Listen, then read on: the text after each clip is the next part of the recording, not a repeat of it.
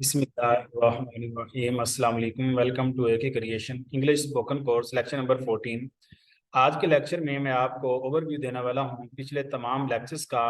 Last lectures में जो हमने पढ़ा, एक दफ़ा मैं उसको गो थ्रू करके आगे की तरफ मूव ऑन करने वाला हूं ताकि आप अपने आप को प्रैक्टिकली तौर पर अब तैयार कर लें स्पीकिंग के लिए। तो आइए आज का लेक्चर स्टार्ट करते हैं। Let's practise what we learn. हमने सबसे पहले स्टार्ट किया था अल्फ़ाबेट्स एंड साउंड्स, जिसमें मैंने आपको डिटेल के साथ बताया कि इंग्लिश में अल्फ़ाबेट्स 26 होते हैं और इनकी साउंड्स 44 होती हैं। देन हमने उनके वावल्स और कॉन्सोनेंट्स के बारे में डिस्कशन की ताकि हमें अल्फ़ाबेट्स के बारे में हाँ ना हो जाए। मैं एक दफ़ा ये रिवीजन इस वजह से दे रहा हूँ ताकि आप लोगों को आइडिया हो सके कि हमने क्या कुछ सीख लिया है और हम आगे किस तरफ मूव ऑन करने वाले हैं और हम अपनी आउटलाइन के हिसाब से किस तरह चल रहे हैं। देन हमने डिस्कस किया स्ट्रेस एंड इंटोनेशन को। स्ट्रेस एंड इंटोनेशन में मैंने आपको बताया डिटेल में कि किस तरह से किसी वर्ड पर, किसी अल्फाबेट पर स्ट्रेस आने की वजह से उसका मीनिंग कैसे बदल जाता है, या फिर इंटोनेशन आवाज में उतार चढ़ाव की वजह से उसका मीनिंग कैसे बदलता है। Then we have discussed common pronunciation challenges. हमने डिस्कस किया कि हमें बोलते वक्त कहाँ कहाँ पर कौन कौन से मसाइल का सामना करना पड़ता है। अगर आपने ये लेक्चर्स नहीं देखे तो एक दफा इन लेक्चर्स को लाजमी देखें ताकि आपको स्टेप बाय स्टेप तमाम चीजों की गाइडेंस मिल सके। देन हमने डिस्कस किया वर्ड्स फॉर्मेशन, कि इन अल्फाबेट से हम अल्फाज कैसे बनाते हैं और वर्ड्स फैमिलीज कैसे बनती हैं।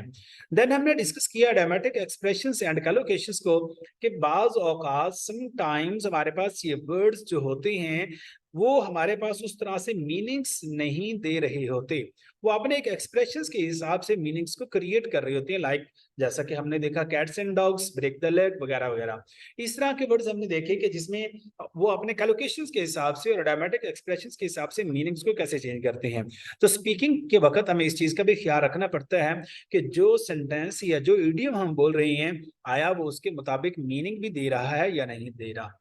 देन हमने डिस्कस किया कंटेक्चुअल यूजेज ऑफ वर्ड्स के कंटेक्स्ट के हिसाब से, with the passage of time, with the passage of environment, with the passage of situation, with the passage of condition, with the passage of time, words जो हैं वो अपने meanings को कैसे चेंज करते हैं।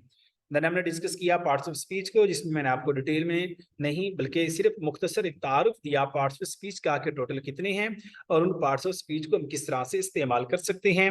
और आर्टिकल का हमने एक अलग से लेक्चर बनाया जिसमें मैंने डिटेल के साथ आपको बताया कि ए एन और दा को कहाँ कहाँ पर इस्तेमाल करते हैं और इनका इस्तेमाल किस तरह से होता है और ये आपकी स्पीकिंग में किस तरह से आपकी मदद कर सकते हैं।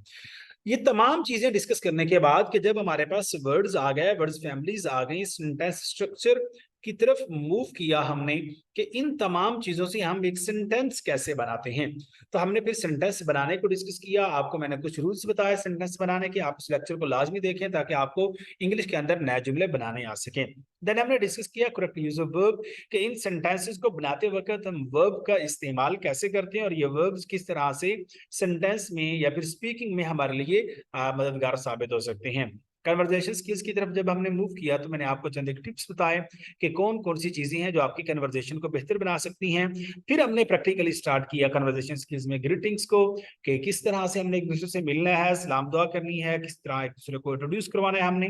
और फिर उसमें हमने प्रैक्टिस की is, am, are, was, were, has, have, will, shall से, कि इन वर्ड्स की मदद से हम किस तरह से अपनी स्पीकिंग को बेहतर कर सकते हैं। और फिर इन्हीं के मदद से हमने मजीद आगे डिस्कस किया क्वेश्चन वर्ड्स को, कि जो वाई है, व्हेन है, हाउ है, इसकी मदद से हम किस तरह से जुमलों को बना सकते हैं। यहाँ तक कि हमारे प्रीवियस लेक्चर्स थे, मैंने इनका एक आपको ओवरव्यू दिया है ताकि आप इनको देख जरा एक दफा रिकॉल कर सकें, रिव्यू दे सकें, देन आगे की तरफ मूव ऑन कर सकें।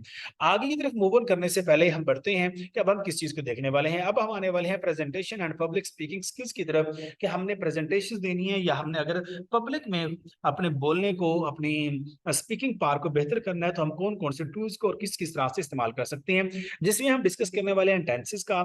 मैं इंशाल्लाह कोशिश करूंगा कि एक दो लेक्चर्स में ही मजीद इन चीजों को क्लियर कर सकूं, जिसमें प्रेजेंट के टेंसेस, पास्ट के टेंसेस और फ्यूचर के टेंसेस और इनसे मजीद जुमले बनाना। हमारा जो नेक्स्ट लेक्चर आने वाला है वो आपके लिए इंतहाई अहम होने वाला है। और यहाँ पर एक और बात मैं खसूसी तौर पर बता सकूं आपको कि ये सिर्फ और सिर्फ स्पीकिंग से रिलेटेड है।